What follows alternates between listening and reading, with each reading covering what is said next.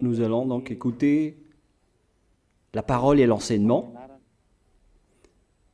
Nous sommes à l'enseignement numéro 23 pour aujourd'hui, concernant le sujet qui parle de celui qui ose dire qu'il est Dieu. Il a remplacé le bouc, le bélier et le taureau, qui étaient destinés pour l'expiation des péchés des enfants d'Israël, selon Lévitique 16. Dans Lévitique 16, nous voyons donc les béliers, les boucs et les taureaux pour l'expiation des péchés des enfants d'Israël, une fois chaque année. Et c'est ce schéma que nous allons vous enseigner en ce moment. En fait, j'ai déjà donné cet enseignement, mais je le rappelle aujourd'hui. Cette situation contredit directement la parole du Père Yahva, le Dieu d'Abraham, selon Deutéronome 4.2. Ne rajoutez rien et ne retranchez rien aux paroles. C'est dans Deutéronome 4.2 et aussi dans Deutéronome chapitre 13, à partir du verset 1, ou Deutéronome 12, 32. Nous allons donc lire maintenant Deutéronome 12, 32, car nous avons déjà vu autrefois le Deutéronome 4.2. Donc dans Deutéronome 12, 32, vous observerez et vous mettrez en pratique toutes les choses que je vous ordonne. Vous n'y ajouterez rien et vous n'en retrancherez rien. Voilà donc dans le Deutéronome 12, 32. Et dans Deutéronome 4.2, je vais répéter, Deutéronome 4.2, vous n'ajouterez rien à ce que je vous prescris et vous n'en retrancherez rien, mais vous observerez les commandements de Yahva, votre Dieu, tels que je vous les prescris. Cette parole précise bien alors que il ne faut pas rajouter ni retrancher les paroles que je vous ai données. De quelles paroles parle-t-on? Nous allons lire Lévitique chapitre 16 pour voir quelles sont les lois d'expiation des péchés pour les enfants d'Israël. Les voilà.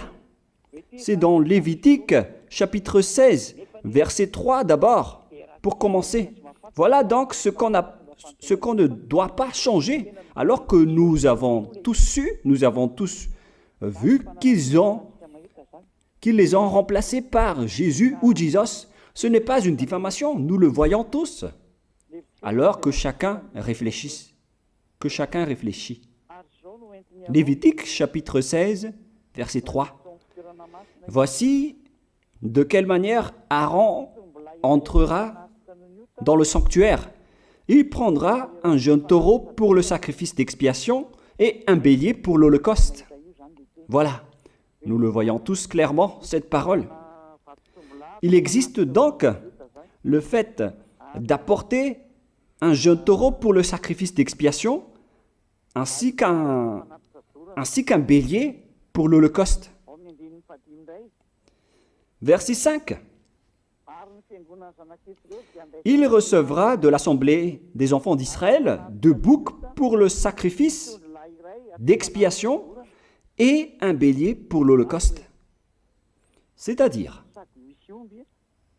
en même temps, il y a un sacrifice de taureau, de bélier et de bouc.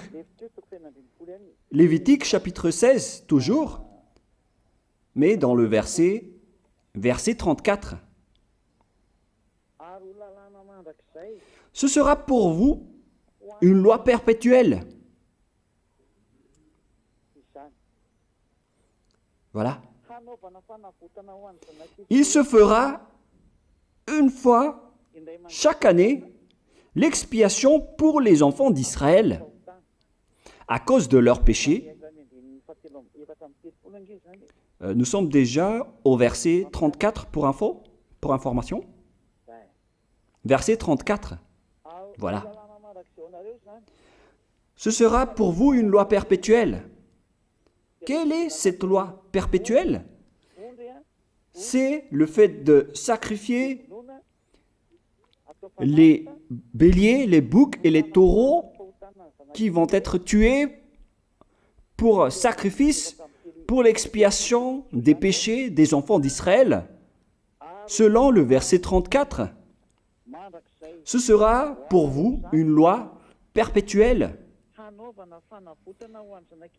Il se fera une fois chaque année l'expiation pour les enfants d'Israël à cause de leurs péchés. Il y a une partie de votre texte qui est cachée en bas. À cause de leurs péchés. Voilà.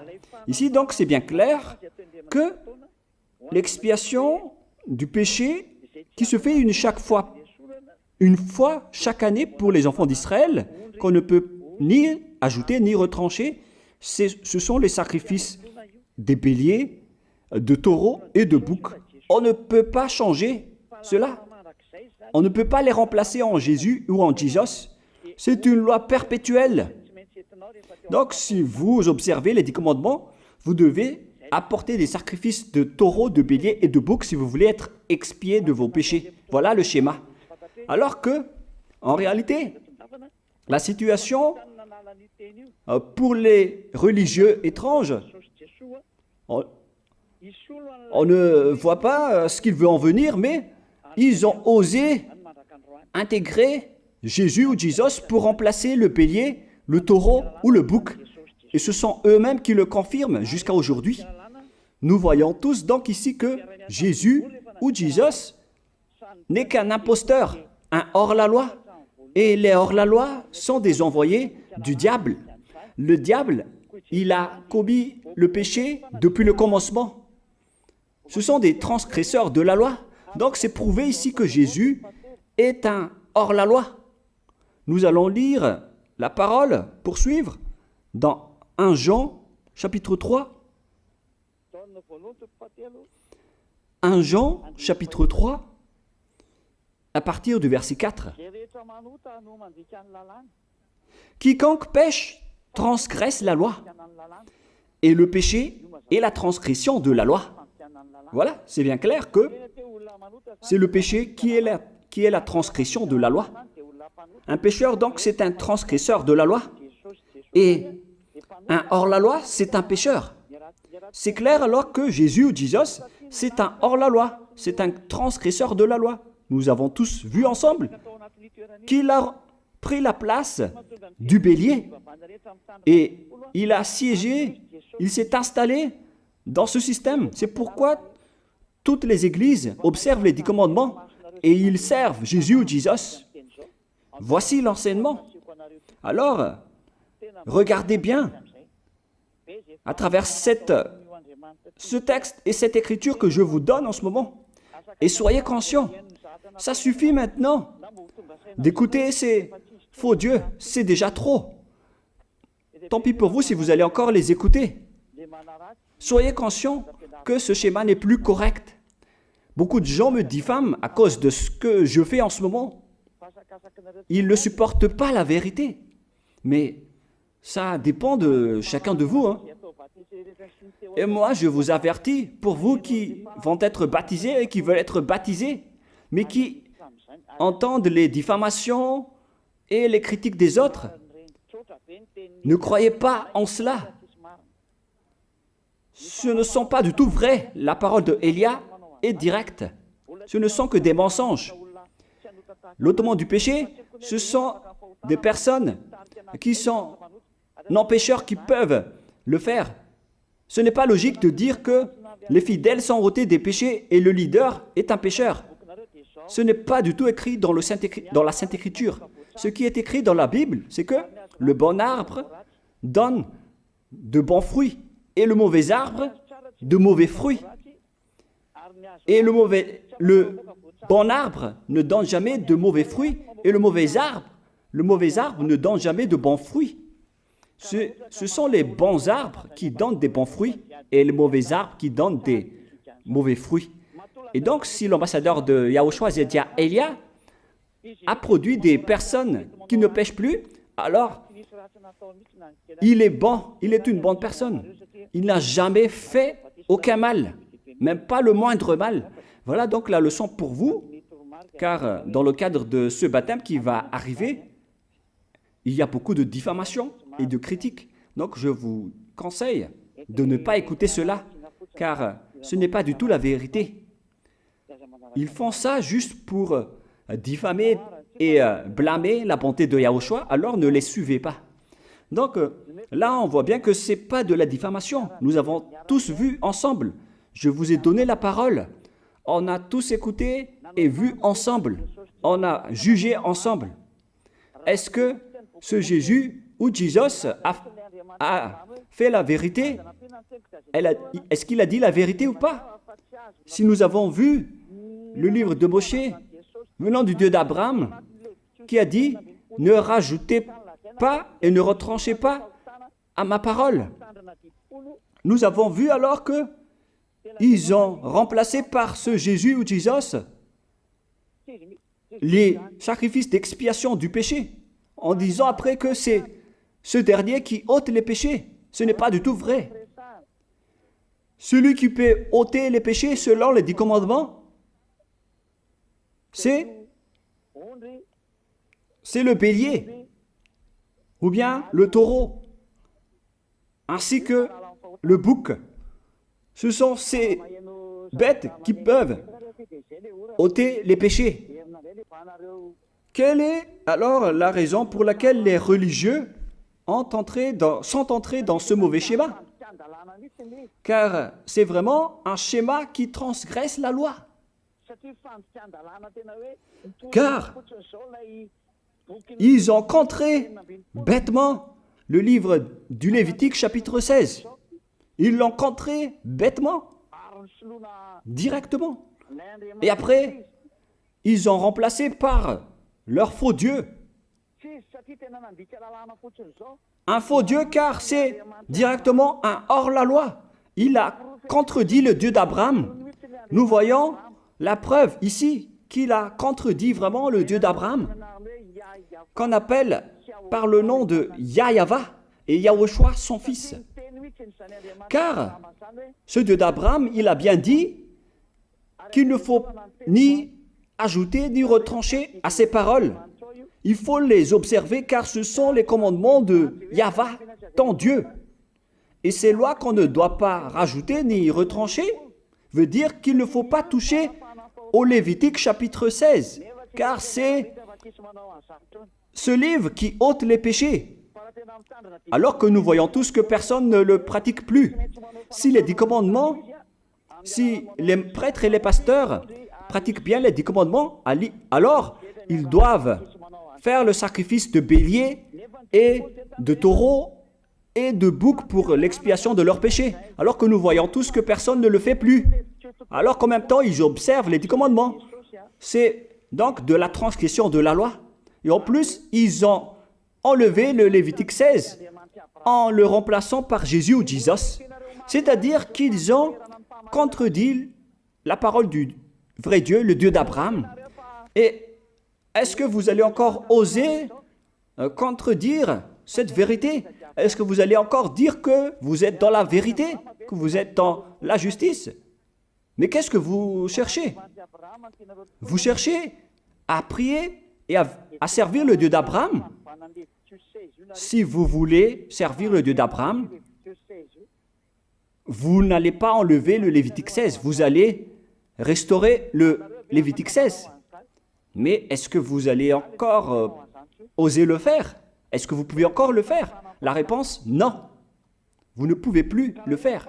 Alors que il s'agit de l'expiation de vos péchés. Et dans ce cas-là, c'est obligatoire de le faire. J'ai expliqué l'essentiel jusque-là, et après je vais vous donner la raison pour laquelle ils ont fait cette grande folie en intégrant dans le Lévitique 16, à la place du Lévitique 16, leur faux Dieu. C'est vraiment de la transgression de la loi. Vous n'avez pas servi le Dieu d'Abraham. Il n'aurait pas dû faire ça jusqu'à la fin, car il a dit qu'il ne faut pas ajouter ni retrancher à ses paroles, alors que vous avez osé le contredire et les changer. Nous allons donc voir maintenant dans Psaume chapitre 40, quelle est la raison pour laquelle les prêtres et les religieux ont arrêté le Lévitique 16 en le remplaçant par Jésus ou Jesus pour remplacer les boucs, le bélier et les taureaux. Et je vais vous expliquer la raison. Et eux, ils ne peuvent pas le nier car ils l'ont fait. Et si, par exemple, ils ne connaissent pas, alors il ne faut plus faire du n'importe quoi. Il faut que vous soyez enseigné par Élia, si vous voulez encore sauver votre esprit. Mais si vous ne voulez pas, alors tant pis pour vous et assumez les conséquences. Psaume chapitre 40, versets 6 à 8. Psaume 40, versets 6 à 8. Voilà donc le dégât qu'ils ont subi. Tu ne désires ni sacrifice ni offrande. Tu m'as ouvert les oreilles. Là, ils ont bien entendu et écouté que Dieu ne désire plus leur sacrifice et tout ce qui concerne ce sujet. Tu ne demandes ni holocauste, ni victime expiatoire. Ici donc, on est arrivé au stade où on n'a plus besoin des sacrifices. D'après ce schéma, alors, le Lévitique 16 a été supprimé. Et logiquement, puisque c'est une alliance qui a été détruite, alors on ne peut plus y entrer, car on ne peut pas ajouter ni retrancher aux paroles. Et donc, si on ne peut pas y entrer d'après la parole qui dit qu'on ne peut pas rajouter ni retrancher, si le Dieu d'Abraham a interdit le sacerdoce, alors logiquement, vous ne devez plus y entrer. Sinon, vous allez vous autoproclamer en tant que pécheur à jamais, alors que les pécheurs et les malfaiteurs n'iront jamais au ciel des cieux. C'est clair alors que c'est devenu un sens interdit, les 10 commandements et les lois de Moïse, d'après ce schéma, car c'est la relation avec le Père Yahva qui a été détruite, qui a été supprimée, car il n'y a plus d'expiation de péché pour vous. Alors vous êtes fous si vous allez encore entrer dans ce schéma. C'est pourquoi on a besoin d'une nouvelle alliance, car l'alliance des 10 commandements et les lois de Moïse ne sont plus correctes. C'est devenu supprimé, car on ne peut plus faire le sacerdoce, mais les religieux ainsi que les faux dieux, ils ne se sont pas... ils ont facilité les choses en intégrant leur faux dieu à la place du bélier, du bouc et du taureau. Et voilà, c'est bien clair. Et d'après eux-mêmes, ils ont dit que l'intégration de Jésus ou de Jesus, c'est d'après ce livre des psaumes. Vous voyez que ici, je n'ai pas dit du n'importe quoi, c'est la vérité que j'ai dit. Je n'ai pas incriminé qui que ce soit. C'est vraiment la réalité et la vérité. Alors, ici, on prouve bien que ça a été supprimé, ce n'est plus autorisé. Et c'est encore confirmé dans Ésaïe 66.3 que celui qui fait des sacrifices, c'est comme celui qui fait de l'idolâtrie. Celui qui immole un bœuf est comme celui qui tuerait un homme. Celui qui sacrifie un agneau est comme celui qui romperait la nuque à un chien. C'est vraiment toute une histoire si vous allez faire cela. Celui qui présente une offrande est comme celui qui répandrait le sang d'un porc. Alors qu'à l'époque des 10 commandements, c'était carrément interdit. celui qui brûle de l'encens est comme celui qui adorait des idoles. Ici donc, toutes les sortes de sacrifices ont été bloqués. C'est devenu interdit. C'est pourquoi le faux Dieu est entré dans Lévitique chapitre 16. Alors qu'ils n'ont pas du tout vu de leurs yeux qu'on ne peut pas ajouter ni retrancher aux paroles. Ils n'ont jamais vu et connu ces paroles. Il a fallu attendre l'arrivée de Élia pour vous montrer toute la vérité, pour vous montrer toutes les vraies paroles. Alors, il faut suivre Élia. Suivez Élia. Et c'est ce terme qui dit de suivre Élia que les gens ne supportent pas du tout. Mais qu'est-ce que je vais dire d'autre? Je vais vous dire de suivre qui? Alors que vous êtes tous pécheurs. Est-ce que vous allez suivre les pécheurs pour aller en enfer? Vaut mieux suivre Élia, car ceux qui l'ont suivi ne pêchent plus. C'est quoi le problème?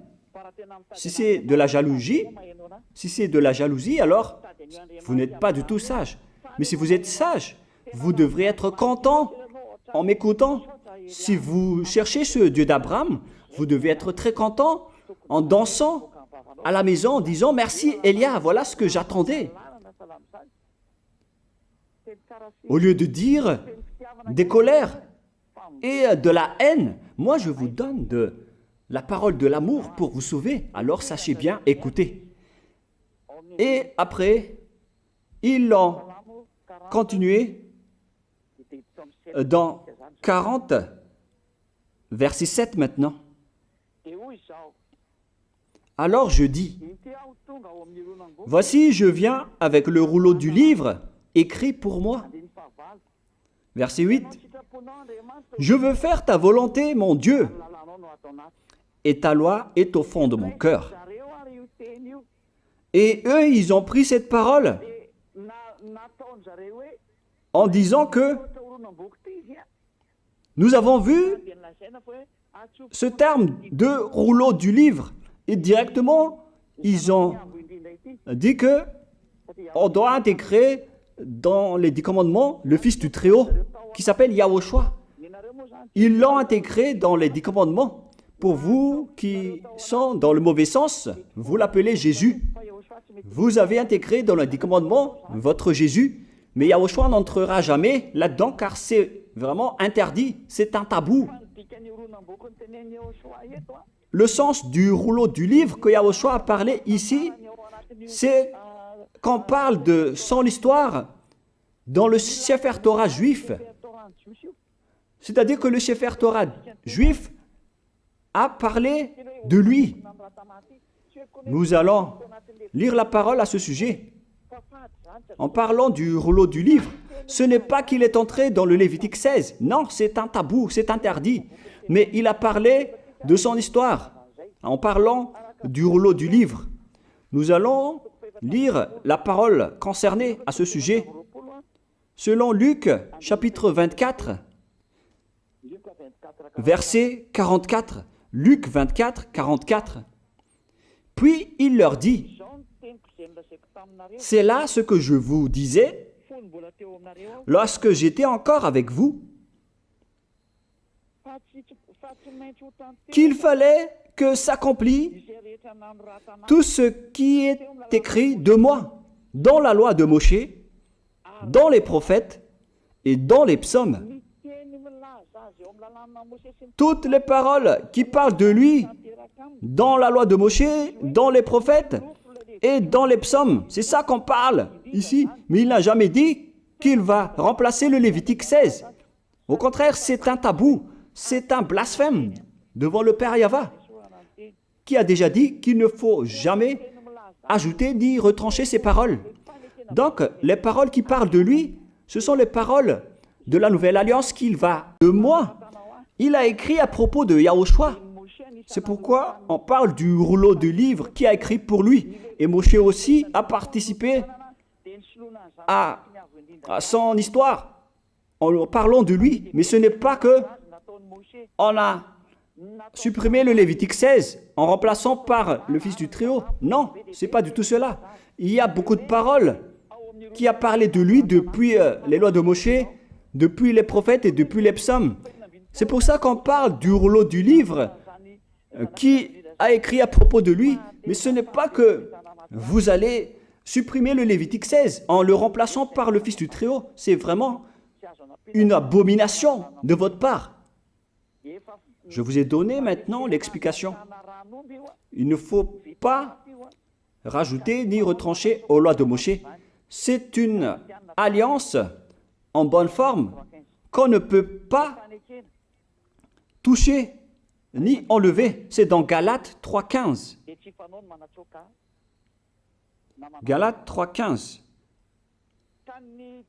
Une disposition en bonne forme ne doit pas être changée ou transformée.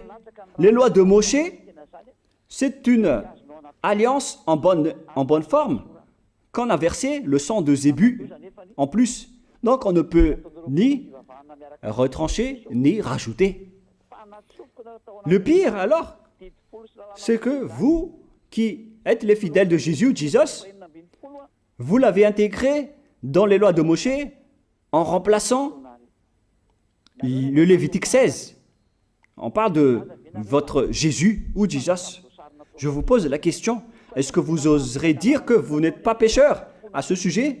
Car c'est vraiment de la transgression de la loi de la part de votre faux Dieu. Donc s'il est pécheur, alors logiquement vous êtes aussi pécheur. Et vous-même, vous avez dit que vous êtes pécheur. Voilà ce que vous avez fait. Et vous n'allez jamais être épargné. C'est pourquoi je vous appelle tous maintenant. Soyez baptisés et sauvez votre chemin, c'est-à-dire votre esprit. Sauvez votre esprit car il ira en enfer si vous ne le sauvez pas. Pour vous qui serez baptisés bientôt, l'explication est claire. Alors prenez une décision maintenant. N'écoutez jamais les diffamations qui sont faites par les diables. Ce sont eux qui vous empêchent d'aller vers la vérité. Ne soyez plus des poubelles dans votre conscience. N'acceptez plus cela. Il faut écouter l'envoyé du ciel des cieux, c'est-à-dire moi. Voilà l'explication. Vous avez fait du n'importe quoi avec votre faux Dieu. C'est votre faux Dieu qui a péché au commencement. Et logiquement, donc, vous avez tous aussi transgressé la loi avec lui. Et maintenant, vous êtes tous dans le péché. Et vous vous abritez dans la parole qui dit Dieu n'est pas venu pour appeler les justes, mais les pécheurs, pour se repentir. Le problème, c'est que c'est votre Dieu qui est vraiment un pécheur. Voilà le schéma qui prouve qu'il est pécheur. Donc, je vous souhaite à tous d'être bénis par Yahushua. Prions ensemble. Merci infiniment, Père Yahva, pour cette parole. Une parole qui conscientise les gens pour se retourner vers toi et pour faire rester fermes tous les enfants du Très-Haut, les personnes que tu as déjà choisies, pour qu'ils restent bien fermes dans le service, et pour ceux qui sont encore à l'extérieur, qu'ils courent vers Elia, car Elia et toi, Yahushua, vous êtes uniques. Merci infiniment, Père Yahva. Merci infiniment, Yahushua. Sauve les gens pour qu'ils soient intégrés au ciel des cieux, pour que les gens écoutent la parole, Père Yahva, Yahushua, toutes les paroles que j'ai montrées. Confirme toutes mes paroles, Yahushua et Père Yahva, pour la gloire de vos noms si saints. Merci pour ta bonté et pour ta grâce. Au nom de toi, Yahushua, je fais toutes ces prières. Alléluia, Amen. Donc, je vous souhaite à tous d'être bénis par Yahushua et à demain. Au revoir.